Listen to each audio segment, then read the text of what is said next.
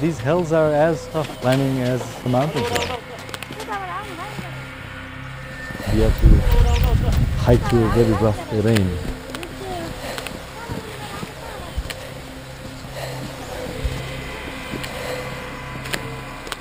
These villages are in total isolation.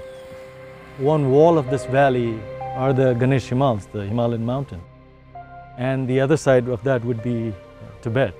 This is a very, very difficult terrain. It's brutal living here. People here were considered cavemen, or what they call people of the jungle, and were looked down upon. And nobody wanted to come up the hill to help them. No government support was here. A lot of these folks have absolutely nothing. And no one seemed to care for them. Children were dying in these villages. Tried not to look at children's faces.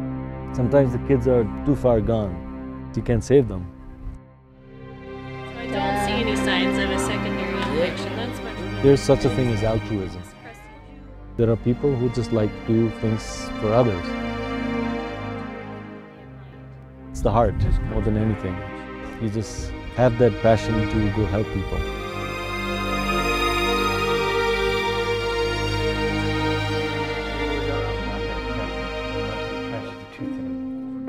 I think Anil Parajali is the heart and soul of Himalayan healthcare. He founded it.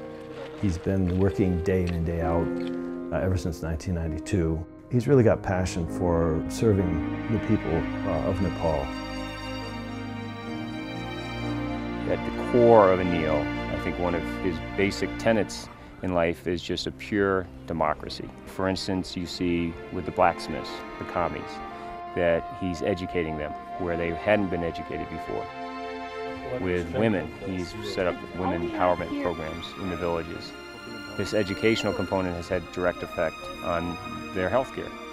He has done a good job of developing a vision and following through with it to develop healthcare for villages who have never seen anything like it. And good stuff too, not imperialistic culture invasion, but simple stuff. Hygiene, toilets, the stuff that really saves lives.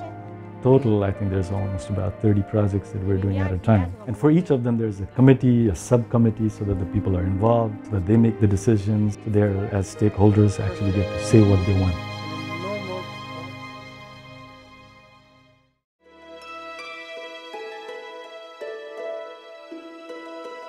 Every village we go into, we see these big banners when we come into the village, and it says, "Welcome Anil," in big letters, and then in small letters, "and his friends." So I think Anil is universally very well respected and liked in all these villages. He has good vision, and he's a kind-hearted man, and he loved the people coming and going. Several times, many times, more than 200 times he walked through this way. Lot of enjoy, and I enjoy in Nepal, but they did not succeed. But SSC does it, so yes, this is a very successful organization. The mission is very simple: is just help people help themselves. We're not doing any rocket science. I've not created any of these things in my head, really. But the passion and the emotion, yes, definitely. That's key ingredient in doing all this, because without that, it's not going to work.